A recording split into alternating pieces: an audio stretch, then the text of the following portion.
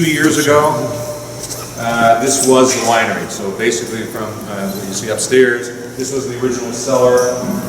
We spruced it up a little bit in the past year or so. I took a bunch of tanks out of here, but the plan for this cellar is to be a full barrel room.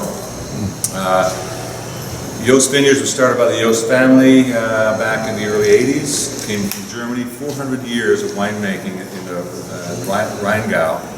Really were the trailblazers, the pioneers of winemaking in Atlantic Canada.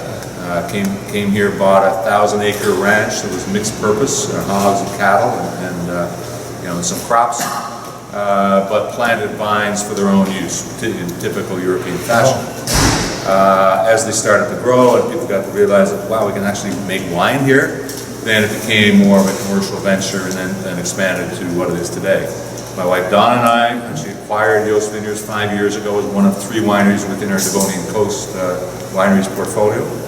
And it is the largest in Atlantic Canada, and actually the 8th largest winery in Canada. Longest operating, obviously, here in Atlantic Canada as well. We've evolved considerably from when, the early days of winemaking here in Nova Scotia, when sweet red and white wines were really the item of the day. We just didn't know how to ripe the grapes, and nor were they the right grapes necessarily. So you're coming at it from the point of view of, European varieties, French hybrids that would survive the winter. That was the determining factor. It had less to do with how they tasted. Are they going to make it to the winter here? It was mostly hybrids at the time. Exactly.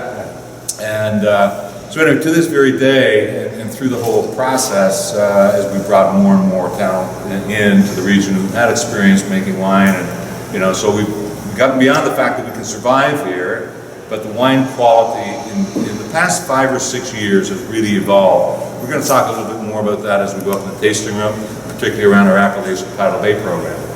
But just to give you a sense of this is one cellar, cellar 2, cellar 3, and cellar 4. Combined, we have about 1.5 million liter capacity today, and can eventually, with reconfiguration, get up to 3 to 4 million liters. So. But as you look around the winery, you can see some of the technology and how things have evolved over the last 30, 40 years. And they tend to go around in circles. So you have, you will see some fiberglass tanks here. We've gone into stainless steel now, reverting back to concrete. Concrete. Wood, of course, is, you see a lot of wineries all over the world. It depends where you're going with your winemaking styles and your traditions and things like that.